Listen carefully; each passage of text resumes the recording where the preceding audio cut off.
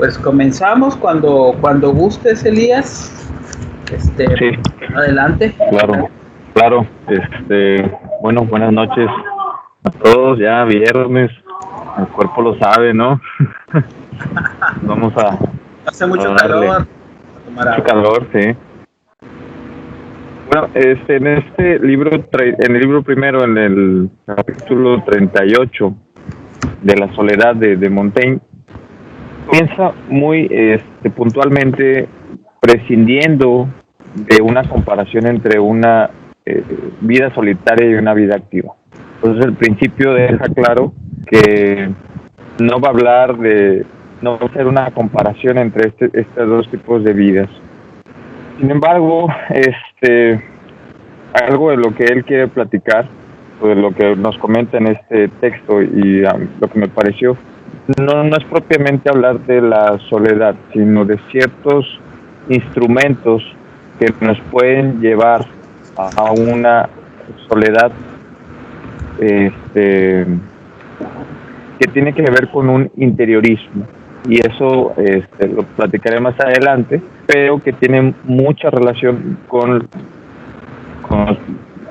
Sócrates, como ya lo hemos visto anteriormente, con un socratismo también, ¿no? que tiene Montaigne muy arraigado, al menos en este texto.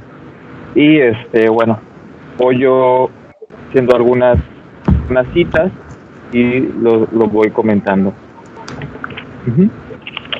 Bueno, dice, como les dice, prescindamos de la muy prolija comparación de la vida solitaria con la activa.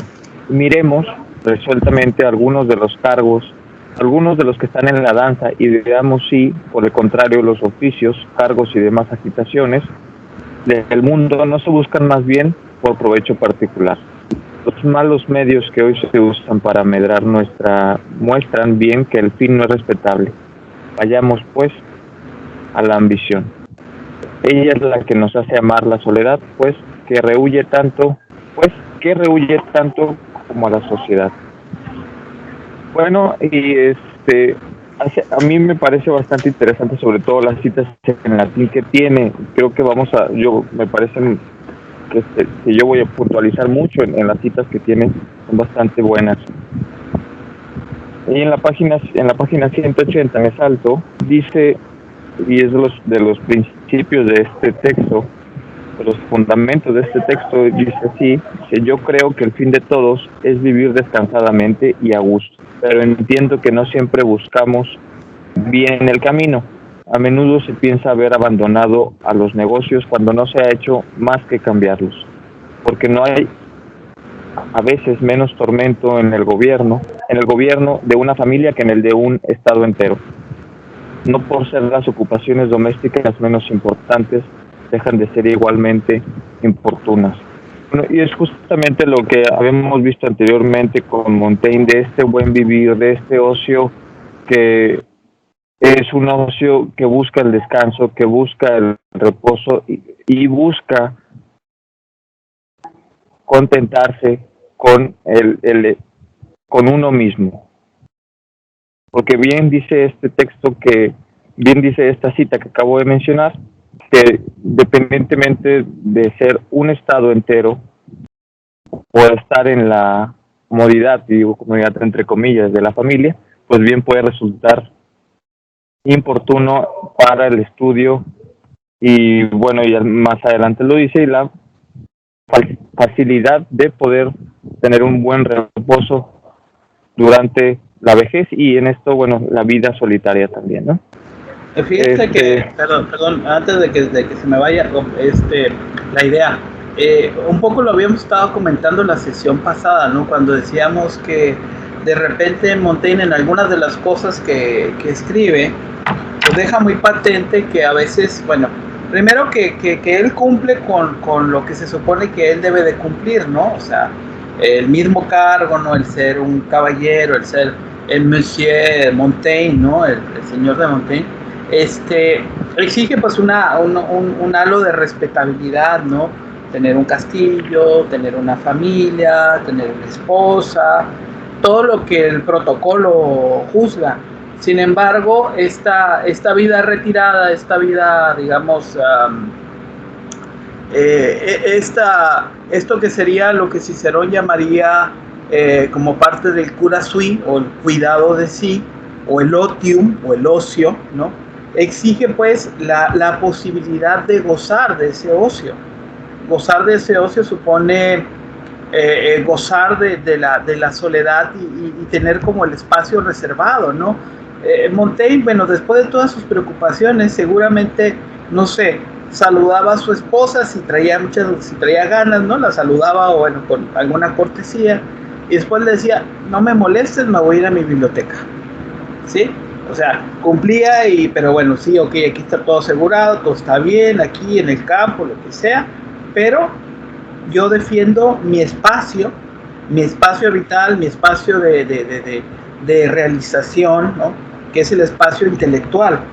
Es esta defensa, insisto, del individualismo.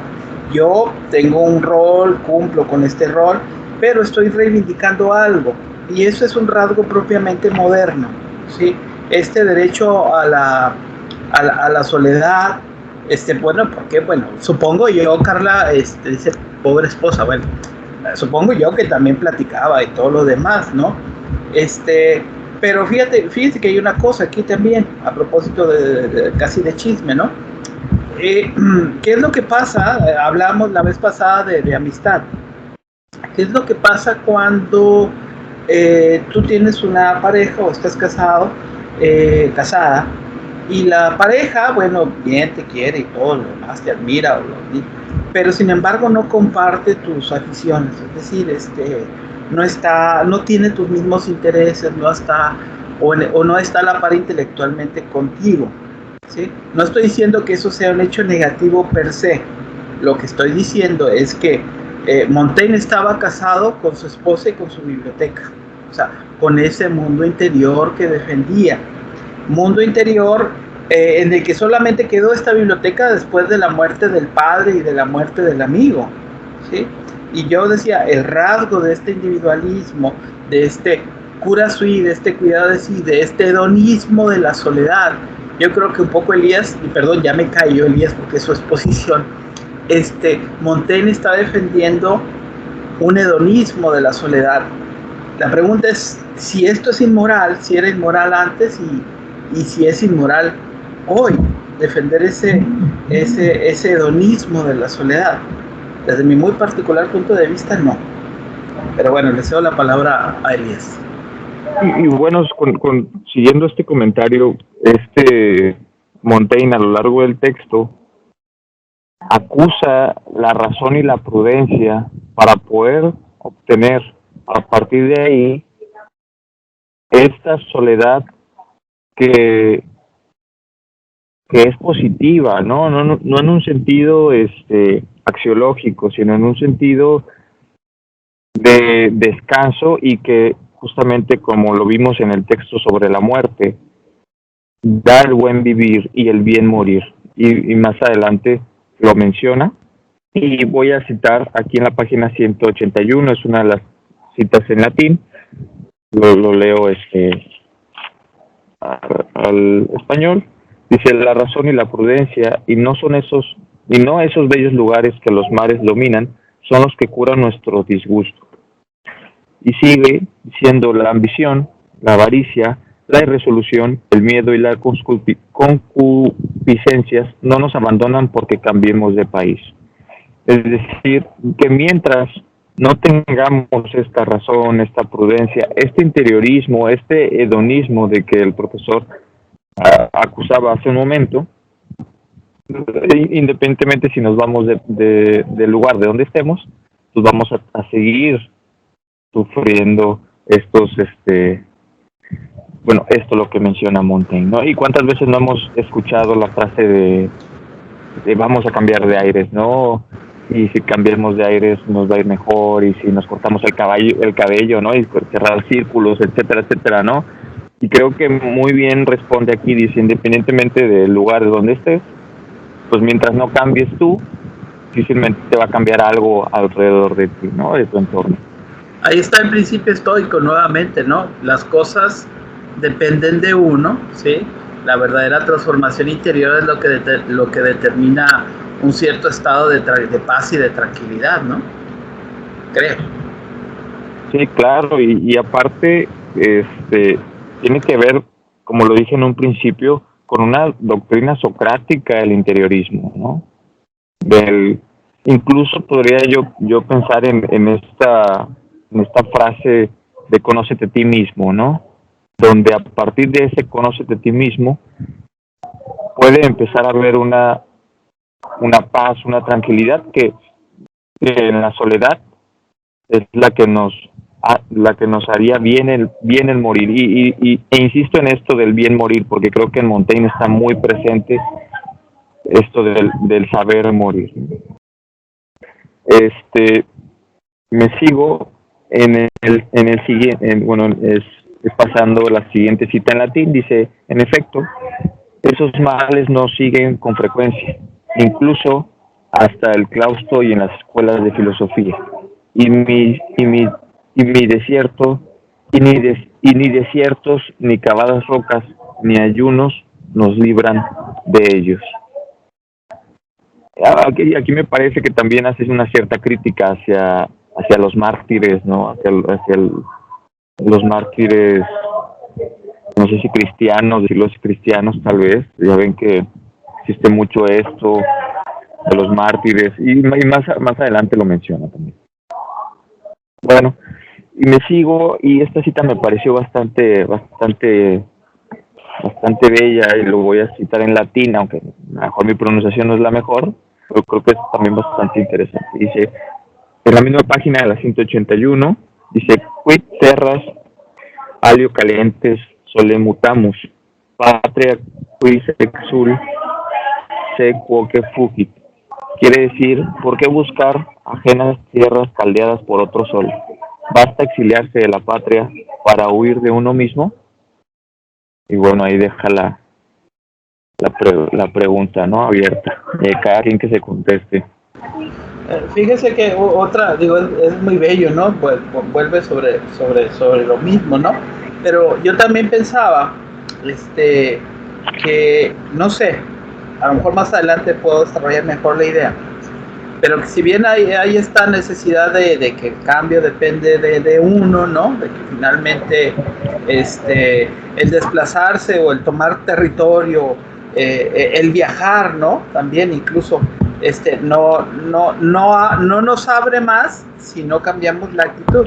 Pero sin embargo también el viaje, la misma noción del viaje, es algo que permite ese momento reflexivo. Es decir, quizás pienso yo que Montaigne defendía también este modo de ser, e incluso hasta cumplía con la vida pública, porque de cierta forma eso le permitía aislar, aunque estuviera incluso en contacto con otros, le permitía aislarse dentro de sí mismo, ¿no? Y más todavía cuando salía de viaje, ¿no? Porque cuando sales de viaje, sales del ritmo tradicional de las cosas que tienes que hacer, y de repente si haces, digamos, si logras esa claridad mental, te puedes dar cuenta de realmente quién eres, ese socratismo que Ligas ha estado mencionando, ¿no? A veces, eso sí, de los nuevos aires son buenos aires, ¿no? Solamente si tú realmente, si hay algo que logra llegar a tu pensamiento y a tu corazón, donde te abres y te confiesas como a ti mismo y te das cuenta de lo que tienes que cambiar. En ese sentido, sí, el viaje transforma. También a veces la experiencia, ¿no? Pienso yo, no sé, según el que no iba a hablar, que por ejemplo, yo tengo una hermana que es montañista, ¿sí? Es maratonista, es montañista. Hay muchas cosas que podría decir de mi hermana, pues, empezando por decir que la quiero mucho, ¿no? Pero más allá de eso, es que se ha propuesto retos que a mí me parecen fantásticos, ¿no? Ha subido, bueno, una parte del Iztaccíhuatl, el Nevado de Toluca, el como se llame ese, ¿no? El más grande, ¿no? De la montaña más grande, ¿no? Una parte, no todo. El Everest. El Everest no. Desde aquí en México, no. No, el Everest no, ni el K2 tampoco, ¿no? Pero igual ha hecho cosas que yo nunca voy a hacer, ¿no? Primero no tengo la condición, me gusta.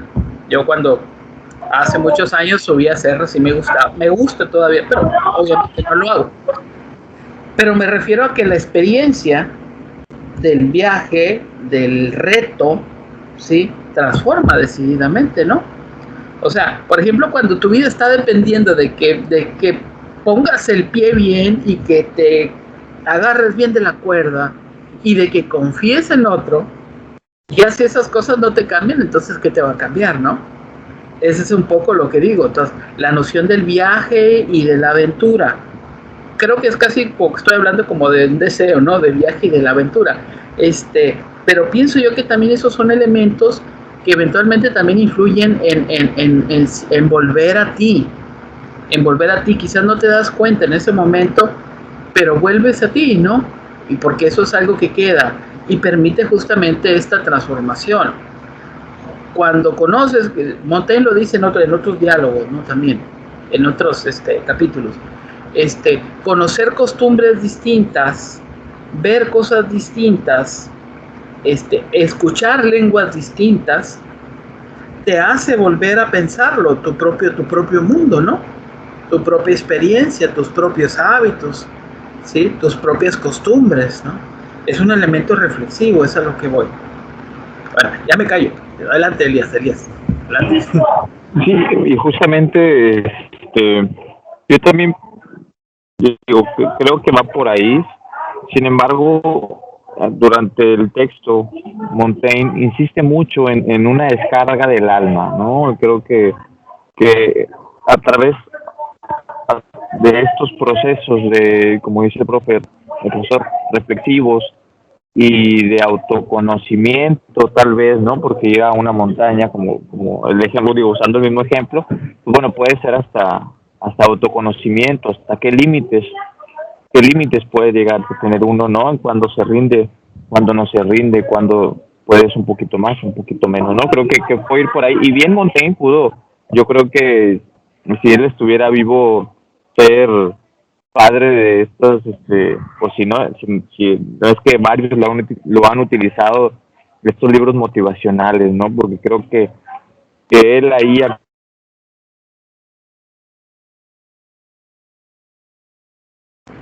actúa muy bien, al menos en terapeuta. Bueno, con que no me diga que Montaigne haría coaching, se llama. Eso sí que no. Eso sí que no. Bueno, adelante. Claro, bueno, a ver, digo, yo que nunca los he tomado, ¿verdad? Esos libros, pero he escuchado y creo que toman ciertas cosas de la filosofía, o al menos como de estos preceptos, ¿no? Digo, sí, claro, no ni cerquita se encuentran de Montaigne o de cualquier otro, pero creo que hasta cierto punto los pueden llegar a tomar sin darle la profundidad, ¿no? Pero bueno, sigo y dice: si primero no se descarga el alma del peso que la oprime, el traslado no hará más que empeorar las molestias que el peso causa. Empeorase el enfermo, y bueno, da unos ejemplos, empeorase el enfermo si se le hace cambiar de postura. Lo malo es peor removerlo, y los palos clavados en tierra se hunden y afirman a mayor zarandeo y golpeamiento. No basta alejarse de las gentes ni cambiar de lugar, sino que hay que quitarse las condiciones vulgares que tenemos en nosotros, secuestrándonos, por así decirlo, a nosotros mismos para encontrarnos de nuevo. Y es justamente por este tipo de citas que me parece que Montaigne insiste en este cambio interno, el de si quieres cambiar algo, cambia tú, ¿no? Es una pregunta así como paréntesis. ¿Sí se escucha bien? ¿No? Es que hay personas aquí donde me encuentro y... No te preocupes, pues no hay... no pasa nada. Como quiera que sea la hora de que edito ahora sí que nuestro programa casi, subo mucho para que se escuche bien. Adelante. Okay. Excelente. Permítame. Y de aquí me paso a la a la 182 y dice una cita y creo que es una cita muy interesante y creo que bastante buena para poder reflexionar. Es una cita en latín, en la parte de arriba dice: dices que has roto tus vínculos, mas el perro que tras largos forcejeos se suelta, arrastra consigo parte de su larga cadena. Dice: siempre llevamos nuestros hierros con nosotros mismos, nunca hallamos libertad entera, porque volvemos la vista a lo que hemos dejado. Es decir, insiste en olvidar o dejar de pensar en el pasado y poder vivir en el presente.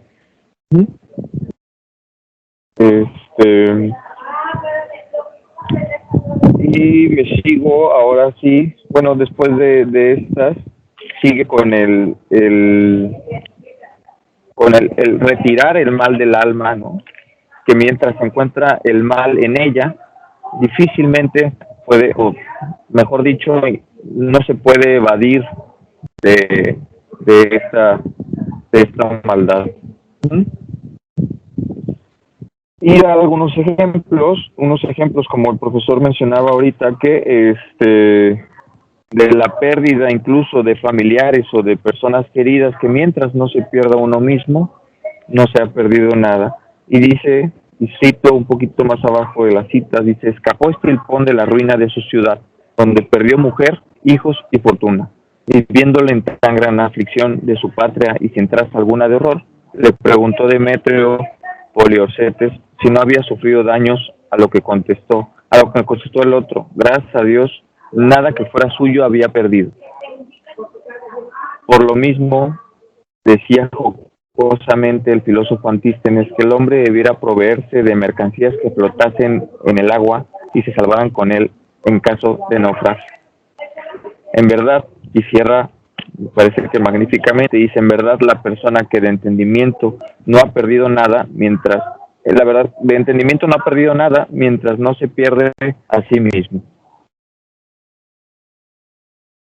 Entonces, este estoicismo dentro de estas frases, ¿no? Mientras no pierda nada más que a mí mismo, no importa, ¿no? Incluso perder a alguna familia, tu esposa o tus hijos.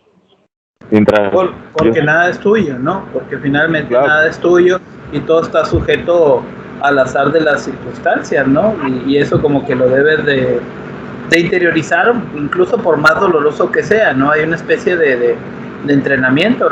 Recordemos también que Montaigne, creo que de sus 4 hijos, creo que nada más sobrevivió una hija, me parece. Entonces, él mismo, vaya, la vida misma va dando como que esas pruebas que uno tiene que soportar, ¿no? La pérdida de quien ama, pero hay que entender, y en esto hay una relación entre cómo lo piensa el estoicismo y cómo lo piensa también el cristianismo. Hay que entender que no somos dueños de nada, ¿no? En todo caso, lo ajeno no depende de nosotros, ¿no? Y más bien nos ha sido dado el privilegio de poder ser padres o de poder ser hijos, etcétera, etcétera, ¿no? Incluso pensaría yo en un hedonismo, pero sí en un hedonismo que, si fuera en la actualidad, sería criticado por los moralistas, ¿no? Por una moralidad que, bueno, me traía a la mente este libro de Albert Camus, en el extranjero.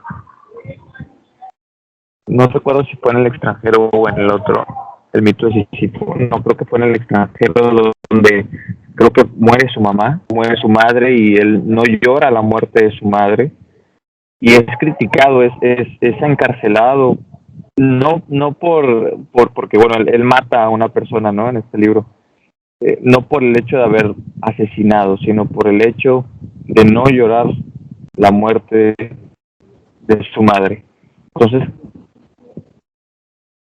Entonces creo que me trae a la colación también este texto, y creo que es también parte de lo que, como olvidarnos de los demás, ¿no? Y enfocarnos en nosotros mismos, pues, bueno, es una tarea creo que bastante interesante. Bueno, da otro ejemplo que también, y lo cito rápido, dice: arruinaron la ciudad de Nola. Paulino, el obispo de la misma, habiéndolo perdido todo y estando cautivo, oró hacia Dios: guárdame, Señor, de sentir esta pérdida, porque bien sabes que nada mío ha sido afectado. Dice: y en efecto, los tesoros que le enriquecían y los bienes que le hacían bueno, seguían en su persona. Mientras no se pierda a sí mismo, pues no pasa nada. Y me sigo un poquito en la misma página, la 183, antes de la cita en latín, dice: tenemos un alma que puede replegarse sobre sí misma y así propia hacerse compañía, poseyendo medios propios de asaltar y defender, de recibir y de dar. En semejante soledad no debemos temer sufrir una sociedad enojosa. Y la cita que dice: sé en la soledad tu propio mundo. Uy, cita excelente, cita excelente, la verdad. Aquí también yo recordé cuando estabas comentando eso o decíamos eso de la frase cristiana, ¿no? De Paulino: guárdame de sentir esta pérdida, ¿no? Que es el principio trasladado del estoicismo al cristianismo, ¿no? De que la ciudadela interior, de aquello que llama Pierre Hadot, la ciudadela interior, esa parte que nadie nos puede quitar, ¿no? Esa parte que es absolutamente de nosotros, que depende absolutamente de nosotros y de nadie más. Por lo tanto, uno no pierde nada. Lo único que puede perder, lo verdaderamente grave que puede perder uno, es el alma, en este sentido, ¿no? El alma como esencia de uno mismo, en todo caso. Muy bien. Adelante. Claro.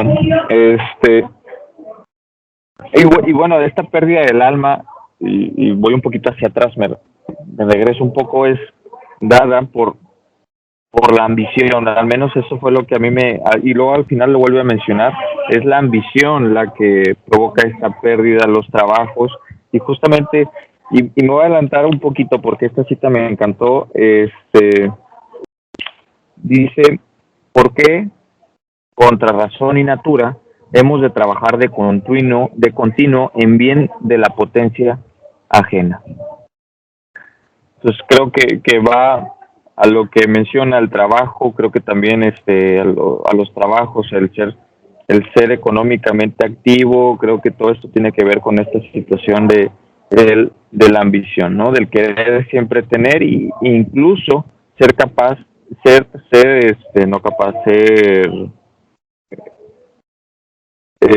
lo bastante, no sé si lo egoísta, mejor dicho, estúpido, por querer cambiar la gloria y la fama por la libertad del alma. Y me sigo en la página, y bueno, me adelanto un poco en la página 185, perdón, no es cierto, en la página 184, donde ya hace algunos ejemplos de la soledad y de qué tipo de soledad deberíamos de conservar.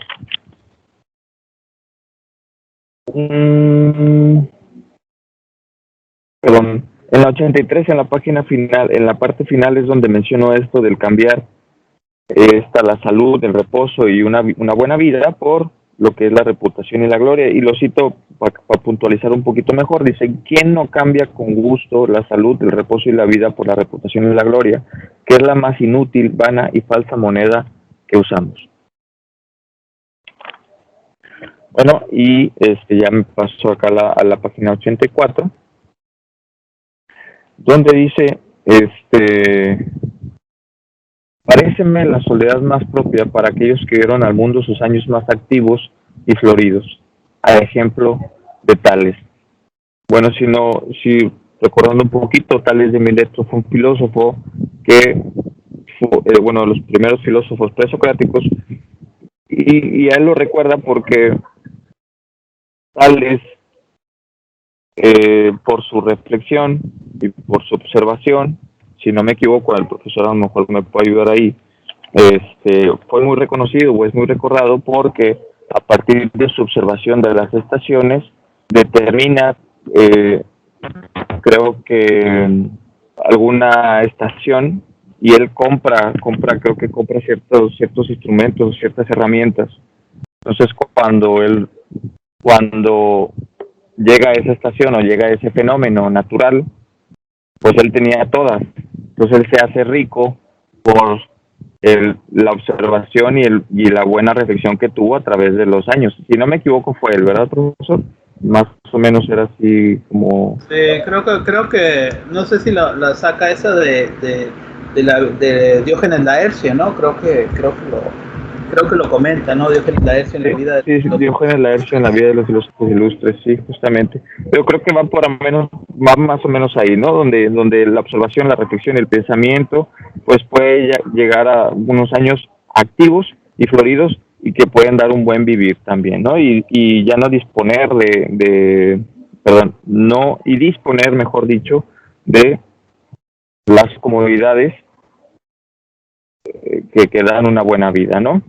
Como él mismo, ¿no? Como la vida de Montaigne, ¿no? O sea, después de... Bueno, Montaigne tiene la fortuna de heredar el patrimonio familiar, ¿no? También eso ayuda bastante, ¿no? Pero cumplir su ciclo vital, dado, todos los elementos que le permitieron justamente la actuación pública y demás, cumplir su deber y retirarse 10 años o no sé cuántos años se retiró a su castillo, ¿no? Donde ya no tenía ninguna preocupación del orden material, por así decirlo, ¿no? Porque ahí lo dice más abajo, ¿no? Luego de vivir bastante para los demás, vivamos para nosotros y a nosotros refiramos cómodamente nuestros pensamientos e intenciones. Cuando luego no hay una cultura, por ejemplo, aquí a ver qué dicen las compañeras, es como con las mamás, ¿no? Las mamás son primero mamás y luego son abuelas. Pero nunca dejan de ser mamás, nunca dejan de hacer las cosas que hacen las mamás, o sea, nunca hay tiempo para que vivan.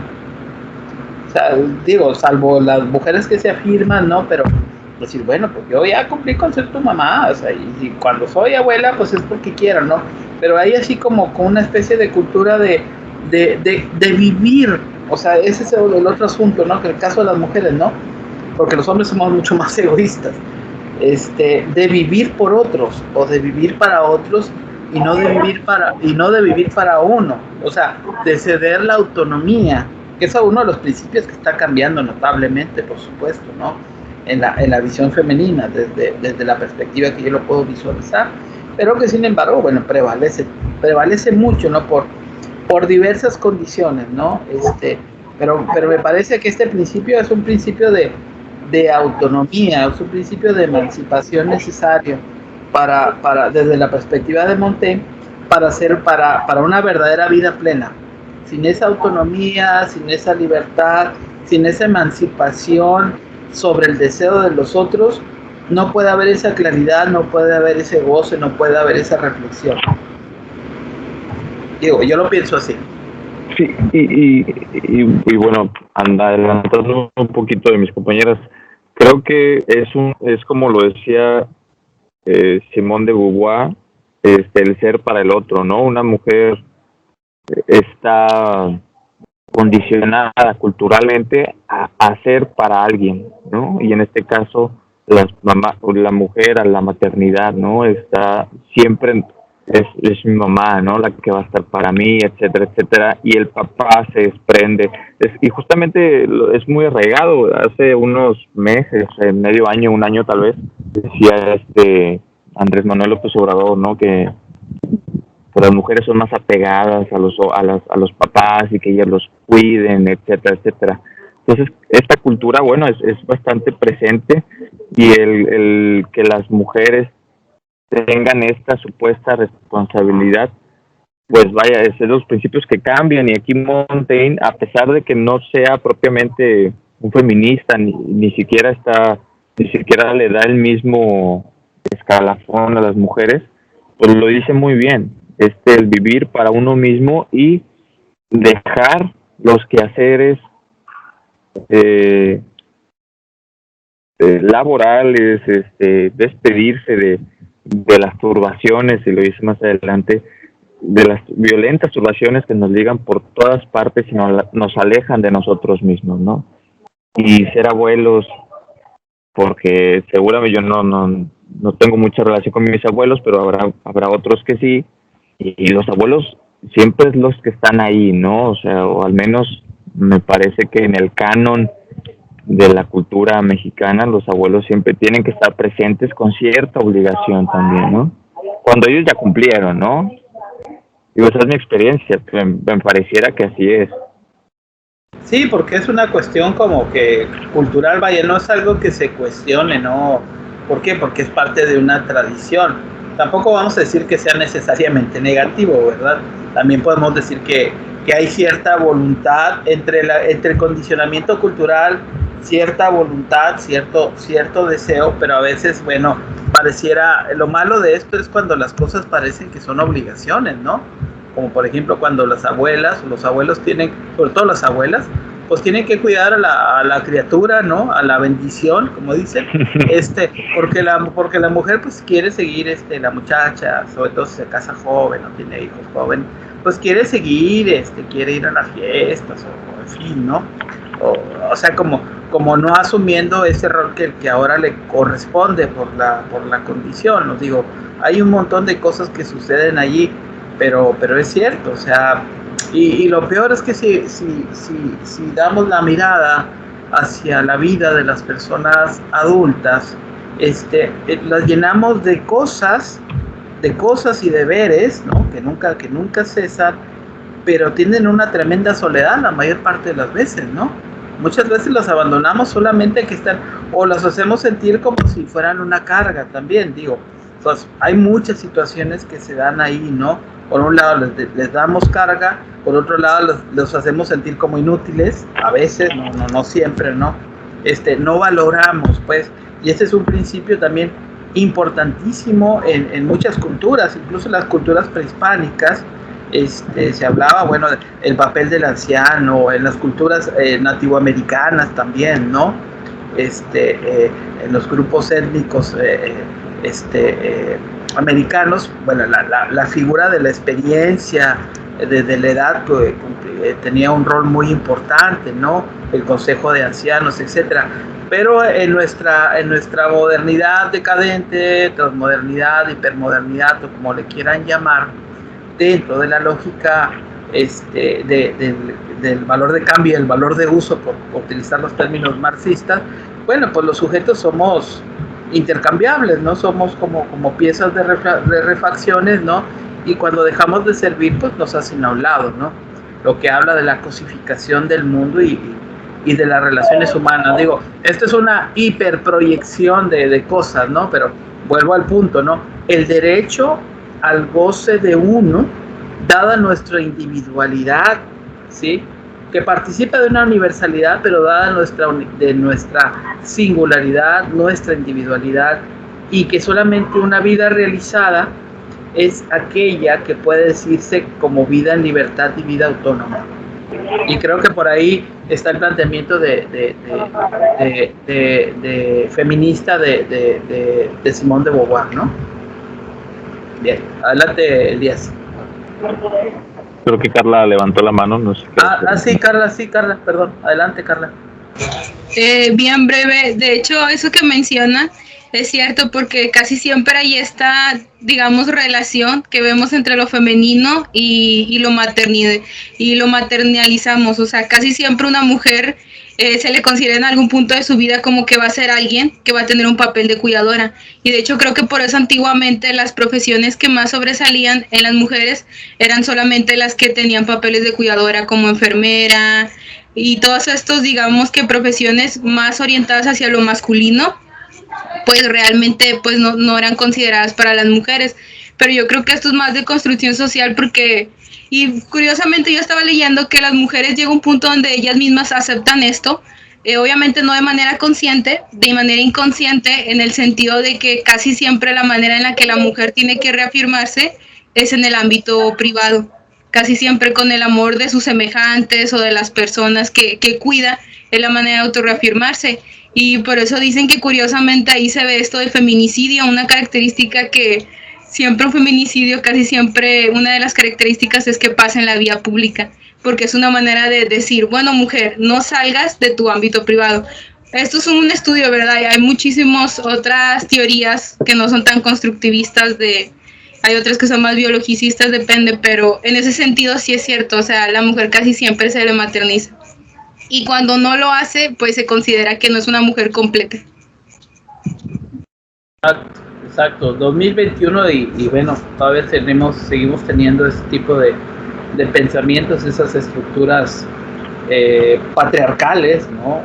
De ahí pues que no nos debe de asombrar la respuesta, ¿no? De digna rabia, ¿no? De las mujeres ante la situación, ¿no? Realmente, y que a veces sí en el entendimiento sobre todo de personas que crecimos y nos formamos con otro tipo de pensamiento, bueno, que hemos tenido que estar como que entendiendo, aceptando, reestructurando nuestras ideas frente a una realidad que está allí, ¿no? Y que te exige a ti como persona, como individuo, luego como filósofo, cambiar tus estructuras de pensamiento. Eso es fundamental, ¿no? Incluso eso nos da para ver con una óptica distinta aquello que veíamos casi siempre como en un plan legitimador, incluso en la filosofía misma, ¿no? ¿Sí? Que dábamos por hecho que casi que así era, ¿no? Como un orden natural. Bueno, muy bien. Adelante, Elías. Bueno, justamente con lo mencionaba el profesor anteriormente, de este derecho al goce, dice Montaigne, que bien está que haya otros seres afectos, perdón, me pasó a la siguiente, perdón, es el siguiente, me confundí, dice, cuando nada podemos aportar a la sociedad, es hora de apartarnos de ella. Quien no puede prestar, no pida prestado. Quien se torna, y me salto un poco, dice, quien se torna inútil, pesado e importuno a los otros, procure no ser lo mismo consigo mismo. Haláguese y sobre todo domínese, respetando y temiendo su razón y conciencia, de tal modo que sin vergüenza pueda presentarse ante ella. Y hay una cita en la que dice, es cosa rara encontrar quien se respete suficiente a sí mismo. Sócrates dice que los jóvenes deben hacerse instruir, los hombres ejercitarse en obrar bien, los viejos retirarse de toda ocupación civil y militar, viviendo a su discreción, sin obligación a ningún deber cierto. Me recordó a Séneca, ¿no? Y este ensayo, este texto sobre la vejez, ¿no? Bueno, Cicerón también tiene, creo, otro texto más o menos parecido, ¿no? Pero por lo menos en Séneca es eso, ¿no? Que se habla del reposo mental, se habla del retiro a sí mismo, que insiste muchísimo en eso, ¿no? Y también saber bajarse del barco, ¿no? A tiempo, ¿no? Porque muchas veces incluso algo pasa, ¿no? Algo pasa en nuestra sociedad que ha habido casos, ¿no? Conozco casos de maestros y de maestras que nunca se querían retirar de su función, incluso en el mismo colegio, una maestra muy querida, no diré el nombre, pues usted no se quería retirar, pues quería morir ahí, ¿no? Porque aparentemente irse de ahí, pues como que se iba a terminar la vida. La vida no puede, y entonces la cosa es, la vida no puede ser el trabajo, ¿no? Pero hay gente que no concibe la vida fuera del trabajo, como si no hubiera muchas cosas más por hacer antes de morirse, pues, ¿sí? Y efectivamente a la maestra la jubilaron así, porque se quedaba dormida, porque los alumnos ya no la querían, o porque la veían así como que ya un poco de crueldad en eso, ¿no? Y un poco de razón también. Finalmente se jubiló, la jubilaron, y menos de 6 meses después se murió. Sí. Les digo ese asunto, ¿no? ¿Por qué? Porque tampoco no hemos, en la sociedad no nos enseña justamente dentro de este oficio de vivir, hay una parte que se llama la vejez, ¿no? Que habría que saber aceptar. Por ahí, Patricio le levantó la mano. Adelante, Patricio. Yo con esto, o sea, tengo fuertes sentimientos de que, pues es que también, o sea, y forma parte como de dejar ir las cosas, pero específicamente, o sea, por ejemplo, yo veo mucho, y como que es algo que yo nunca quiero ser, como ser una, o sea, porque pues evidentemente en algún punto voy a crecer, voy a dejar de ser joven, ¿no? Y mi cuerpo va a cambiar, ¿no? Mis pensamientos van a cambiar. Pero, o sea, como algo que nunca me gustaría hacer a mí es como que las personas que le reclaman a las nuevas generaciones como que los tiempos pasados siempre míticamente fueron mejor, ¿no? Cuando nunca lo fueron, ¿no? Y bueno, traigo a colación muy rápidamente una cita de un cantautor que me gusta mucho que se llama Spinetta, donde dice: yo nunca voy a aceptar que por pasado cualquier tiempo fue mejor, ¿no? Mañana es mejor. Y ya, no, nada más me acuerdo de eso. No, muy justa. El mejor tiempo es el de hoy, ¿no? Sí, finalmente, siempre, ¿no? Y los tiempos pasados no fueron mejores, fueron distintos. Así de simple y de sencillo, ¿no? Y uno puede, y establecer una comparación, pues, a veces resulta ocioso y odioso, ¿no? También, sobre todo cuando uno quiere presumir determinadas cosas que había antes y que ahora supuestamente no hay. Sí, Carla María Salguero. Yo nada más quería decir que a mí también me recordó lo que mencionaron de la cultura de ya de la vejez. Yo creo que sí es algo que se nos implanta desde siempre, el patriarcado, el capitalismo, de siempre estar haciendo algo, o sea, de no puedes estar un rato a gusto porque ya eres inútil. Entonces yo creo que ha de ser muy feo también para las generaciones antiguas que crecieron más con esta idea de que si no haces algo y si no trabajas desde los 14 años, eres un inútil. Entonces yo creo que debe ser difícil igual para las personas mayores esta idea de tranquilo, puedes descansar y está bien, pues ya, solamente. Sí, de acuerdo. Byung-Chul Han, un filósofo surcoreano alemán, o que vive en Alemania, habla de la sociedad del rendimiento, ¿no? Habla de que los sujetos no nos sentimos a gustos con nosotros mismos si no nos estamos autoexplotando. Ya nadie nos tiene que vigilar, dice él. Ya no aplica tanto la teoría del dominio y la vigilancia tipo Foucault, ¿no? Sino el más panóptico. Bien el panóptico, ¿no? Sino más bien ahora es la vigilancia de uno mismo, ¿no? Y que exige el hiperrendimiento, ¿no? El ser así, la cultura del emprendurismo, como se diga. Emprendedurismo, perdón, para que vean, ¿eh? Y ese tipo de cosas, ¿no? Que exige justamente siempre ser, no sé, el maestro más actualizado, el investigador de punta, el esto, el otro, una multitud de cosas que exige continuamente la autoexplotación, sí, la autoexplotación como realización. Les digo porque pasa mucho también en los investigadores, ¿no? Esta cosa de la carrera de investigación es así, ¿no? Casi una autoexplotación, ¿no?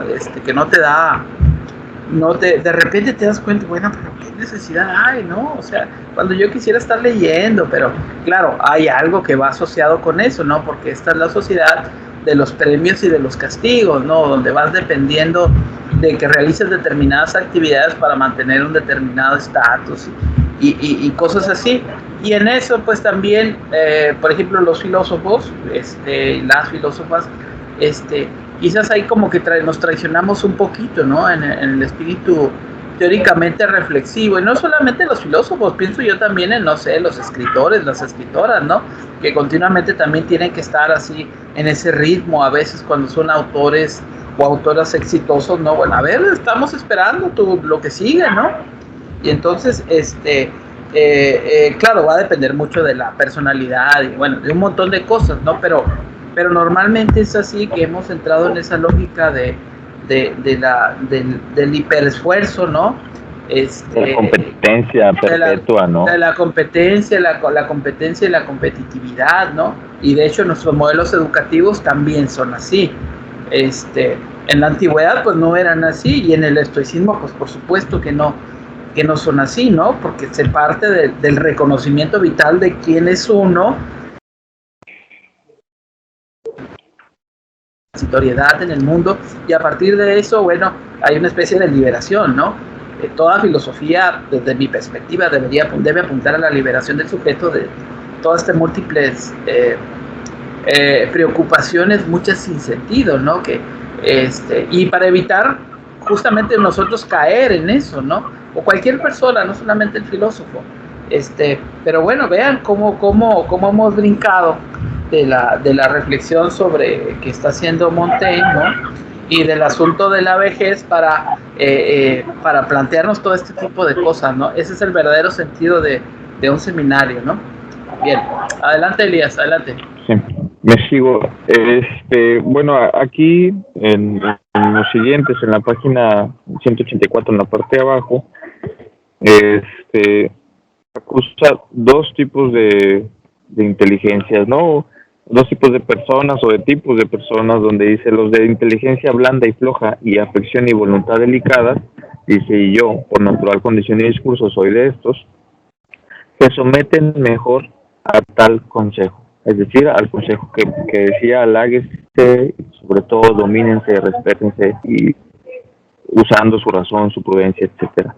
Y los otros, que son los de las almas activas y ocupadas, que quieren abarcar todo, se empeñan en todo, se apasionan en todo, se ofrecen, se presentan y se dan en todas las ocasiones. Debemos de servirnos, bueno, y aquí me detengo, y es justamente lo que platicábamos, ¿no? No, este sentimiento del querer siempre hacer todo, abarcar todo, pues no es exclusivo de nuestros tiempos. Ya encontrada presente, creo que con una cultura de competencias, como estamos, una educación de competencias y la competitividad, pues bueno, nos refuerza o potencializa este sentimiento. Ajá, y el éxito, esta noción de éxito que también, por otra parte, perdón, en el contexto de la propia vida de Montaigne, el tiempo histórico, recordemos que estamos asistiendo al nacimiento de la incipiente burguesía, a una etapa de transición ya un poco más decidida. Estamos abandonando el Renacimiento, pero el Renacimiento se funda esa incipiente cultura burguesa y los valores que esa cultura burguesa está construyendo, ¿no? Como serían justamente el esfuerzo, la competencia, el ahorro, toda una serie de virtudes que van a definir a un sujeto como exitoso, ¿no? Podemos también contrapesar o contrapolar esta idea. Hoy si preguntamos a chavos o chavas, bueno, ¿tú qué quieres? ¿Viajar por el mundo o acumular mucho dinero? Yo creo que muchos dirían viajar por el mundo. Si yo estuviera chavo, yo les diría exactamente lo mismo, viajar por el mundo. Lo demás es absolutamente casual, ¿no? Desde muchos sentidos, ¿no? De algo habrás de vivir, ¿no? Pero lo paseado, ¿quién te lo quita? Vaya, ese es el asunto, ¿no? Por eso, luego, en el mismo siglo XVII, a mí me gusta mucho lo que dice Descartes, cuando lo dice en el discurso del método, creo, cuando empieza a reflexionar, ¿no? O en las meditaciones metafísicas, no me acuerdo muy bien, pero dice que siempre existe una necesidad de salir a leer el gran libro del mundo, ¿sí? Y ahí también hay otra continuidad con Montaigne, ¿no? Porque el exterior es la verdadera escuela, ¿sí? A mí me parece muy, muy, muy interesante ese principio, ¿no? Ahora en tiempos de pandemia, bueno, pensar qué significa ese exterior que ahora parece, el exterior no es ir a las playas de Cancún, ¿sí? Aunque pueda, sí, o sea, no es eso, ¿no? O sea, ahora nuestro viaje, por lo pronto, transitoriamente debe ser en otro sentido, ¿no? Sí. En los libros, ¿no? Por ejemplo, ¿no?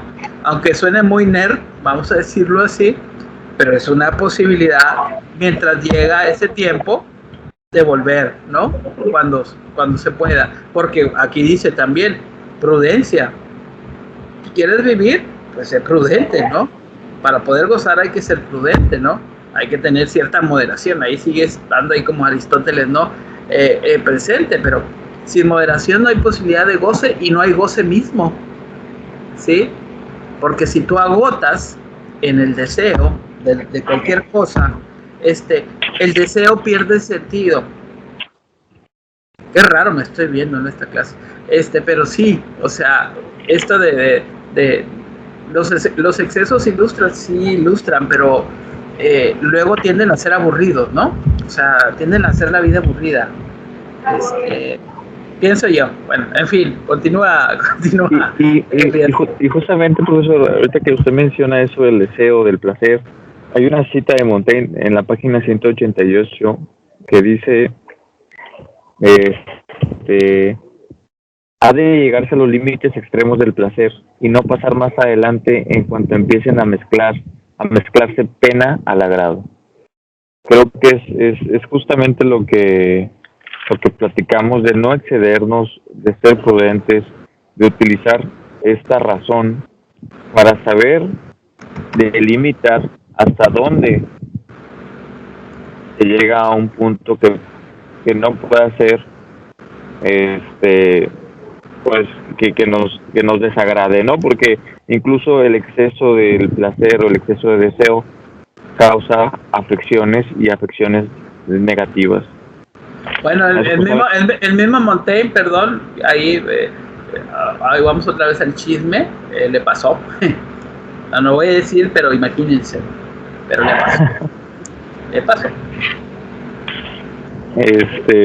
Bueno, como les mencionaba, estos dos caracteres de los dos tipos de personas los que habla Montaigne, dice que los primeros se sirven de las ventajas accidentales, como él, se sirven de las ventajas accidentales y externas a nosotros, mientras nos son gratas, pero sin convertirlas en nuestro principal fundamento. Bueno, y para esto, me regresé a la página 185, en la parte de arriba, porque esto ni la razón ni la naturaleza lo quieren. ¿Por qué? Y aquí me voy a la cita que mencioné hace rato. ¿Por qué? Contra razón y natura hemos de trabajar de continuo en bien de la potencia ajena.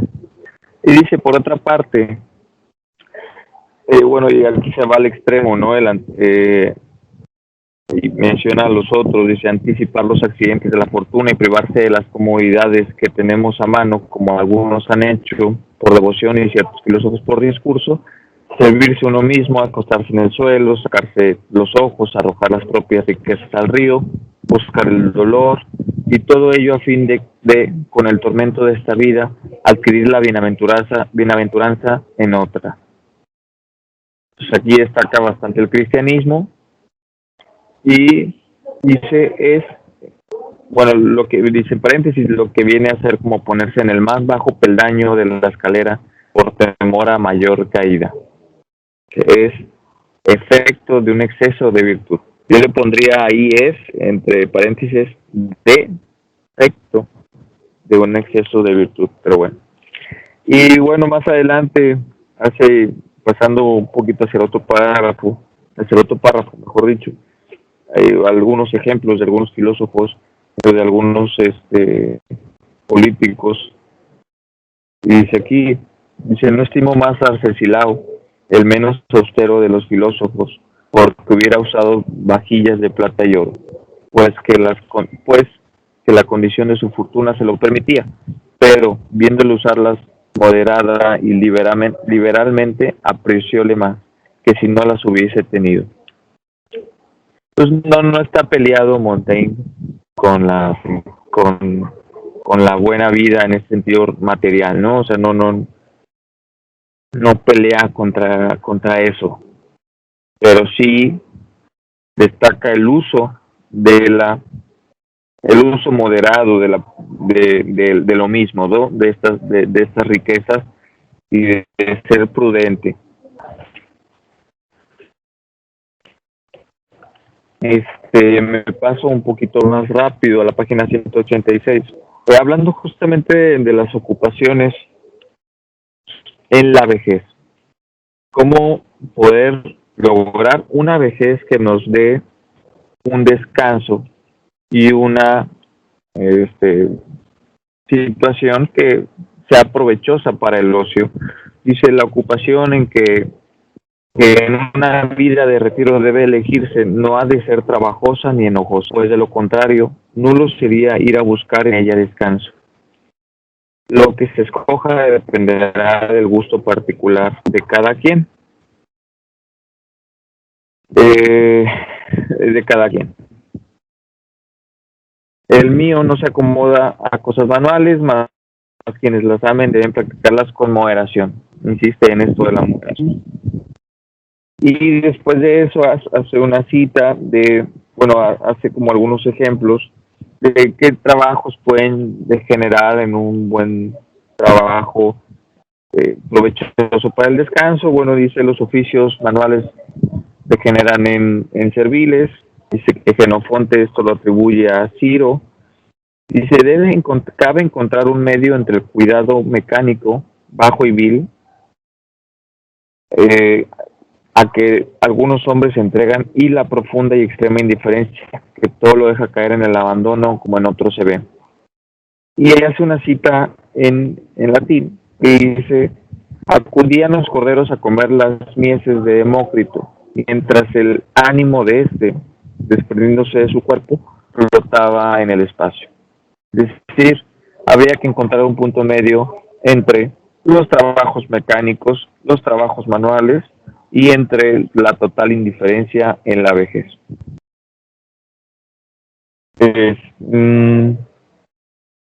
Me sigo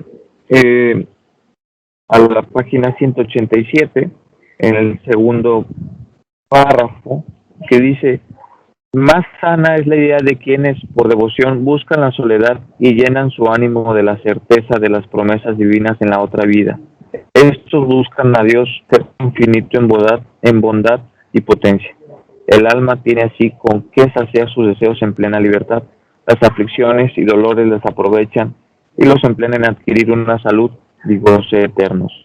La muerte es el paso a un estado perfecto. La aspereza de sus reglas se suaviza con la costumbre, y los apetitos carnales se embotan y adormecen al no ser saciados, ya que nada los estimula más que el uso y el ejercicio. Este fin de una vida dichosa e inmortal merece en verdad el abandono de las comodidades y dulzuras de esta vida nuestra, y quien puede envolver su alma en el ardor de esa viva fe y esperanza, de modo real y constante, se forma en la soledad una existencia voluptuosa y deliciosa que rebasa toda otra clase de vida. Entonces, bueno, menciona que este tipo de soledad pues resulta ser también fructuosa en el sentido de que se puede morir bien. Y es como lo mencionaba en un inicio, este texto me parece de cierta forma una guía para aprender al morir bien. Mencionar un comentario. Sí. Aquí pues también yo creo que reconoce Montaigne. Primero se define, ¿no? Bueno, pues no es mi modelo, ¿no? Incluso no estoy muy de acuerdo pero hay quien desarrolla o tiene su realización en ese modo de vida, ¿no? Y entonces es legítimo también lo que los otros quieran realizar para sí mismos, o sea, ese retiro y esa soledad, si está en su espíritu, si está en su deseo, pues es legítimo, ¿no? Aunque él afirme pues que para él ese no es el modelo. También, eso es como respetar. Claro, es irónico, pero acuérdense que también pues tiene que jugar, ¿no? No puede plantearse así como el enemigo, decir, todos estos hipócritas, ¿no? Es un tanto irónico, no es burlón como podría ser, por ejemplo,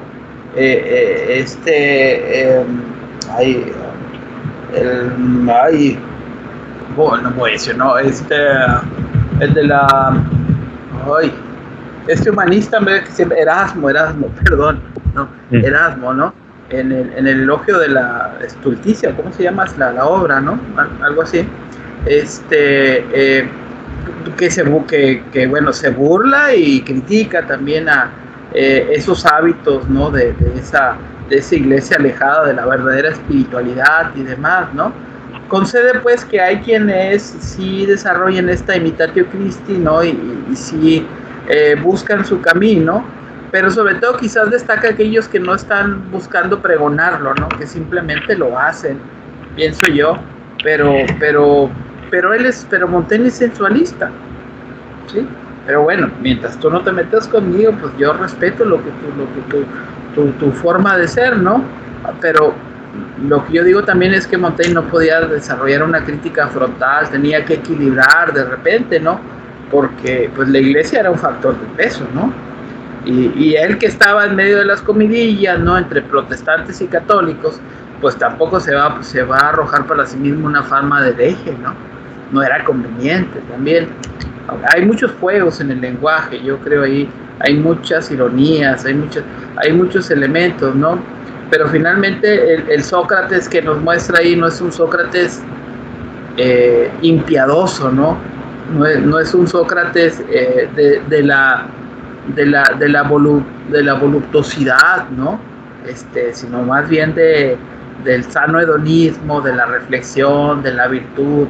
Se sigue destacando este valor de la virtud ahí finalmente, ¿no? La vida tiene que ir encaminada a la virtud, aunque la virtud no signifique lo mismo para todos, ¿verdad? Bueno, yo creo, con mis sospechas. Adelante, perdón. Bueno, me sigo.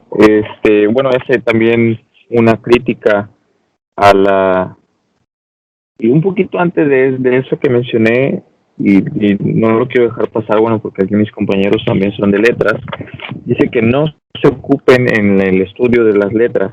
¿Por qué? Dicen, la ocupación literaria es tan penosa como otra cualquiera y por lo tanto enemiga de la salud, a la que debe darse principal consideración. Y no hay que dejarse engañar del placer de que el escribir procura, porque es el mismo placer que pierde el avariento, al voluptuoso y el ambicioso. Los sabios nos enseñan a guardarnos de la traición de nuestros apetitos y a discernir los placeres verdaderos y enteros de los que están mezclados de dolor. Porque dicen que los placeres en su mayor parte nos halagan y nos besan para estrangularnos. Si el dolor de cabeza viniese antes de beber, no nos embriagaríamos, pero la voluptuosidad para burlarnos adelanta sus consecuencias. Tratos son los libros, mas si nos cuestan la salud y la alegría, que son las cosas que más valen, dejémoslos, pues yo soy de los que opinan que el fruto de las letras no contrapesa esa pérdida.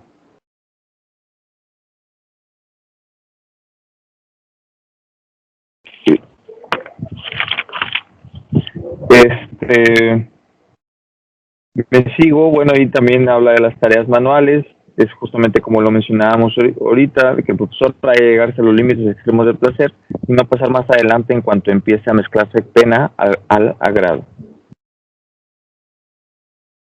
En la cita 200, bueno, en el pie de nota 244, que es la cita de latín, 188 la página, dice: gocemos que solo nuestros son los días que vivimos, pronto será ceniza, sombra y recuerdos. Es seguir gozando, vivir la vida y bueno, con total prudencia, pero sin dejar de estar en el presente. Y como les mencioné en un inicio, la ambición es lo más opuesto a lo que Montaigne propone, y justamente así lo menciona. Dice, es lo más opuesto al retiro, porque la gloria y el reposo no caben en el mismo lugar. Entonces, para conceder espacio a esta soledad, a este descanso, a este buen morir, es necesario hacer un retiro pleno de las actividades que resultan ser enojosas para todo eso. Ella solamente menciona al final, ya para terminar, qué clase de filosofía es la que es la auténtica y la sincera, o cuál de ellas nos da el consejo para poder vivir una buena soledad, ¿no? Y lo cito aquí, dice en la página, en la 189, en la parte de arriba, después de los 2 puntos, dice: habéis vivido hasta ahora flotando y nadando, venid a morir a puerto. Disteis lo demás de vuestra vida a la luz, dad esta parte a la sombra. Imposible dejar a las ocupaciones si no dejáis su fruto, y por lo tanto deshaceros de toda preocupación de nombre y gloria. No vaya a ser que el fulgor de vuestras pasadas acciones os alumbre en exceso y os siga hasta vuestro retiro. Dejad con las otras voluptuosidades la que dimana de la aprobación ajena, y no os inquietéis de vuestra capacidad y ciencia, que no perderá su efecto porque la uséis menor. Y sigo paso y dice: ya no habéis de buscar que el mundo hable de vosotros, sino ver cómo os conviene hablaros a vosotros mismos. Retiraos en vuestro inferior, más preparaos primero a recibiros, porque sería locura que a vosotros mismos os fiaseis si no os supieseis gobernar. Cabe fracasar en la soledad como en la compañía, hasta que no hayáis avanzado tanto que no oséis claudicar, y hasta que no tengáis respeto y vergüenza de vosotros mismos, llenaos el ánimo de imágenes honestas. Y me paso unos 3 párrafitos, dice: si éstas se desvían el respeto y aquellos hombres se pondrán en la vereda. Ya para terminar. Y en comprendiendo los verdaderos bienes que se gozan a medida que se entienden, contentaos con ellos, sin deseo de prolongar vuestra vida y nombre. Tal es el consejo que la auténtica y sincera filosofía, no de una filosofía ostentosa y parlera, como la de los otros 2 primeros que cité. Y de esos 2 primeros que citó, si no me equivoco, habla de Plinio y Cicerón. Y con esto que termina, yo insisto en el interiorismo que nos pide Montaigne, ¿no? El conocerte a ti mismo, y a partir de el conocerse a sí mismo, pues bueno, ya vendrá lo demás. Muy bien, excelente. Creo que es muy muy interesante todo esto, pensar incluso la vida retirada, ¿no? Podríamos ligar, yo tengo 2 propuestas, tengo 3 propuestas, ¿sí? Un poco vamos anárquicamente de repente,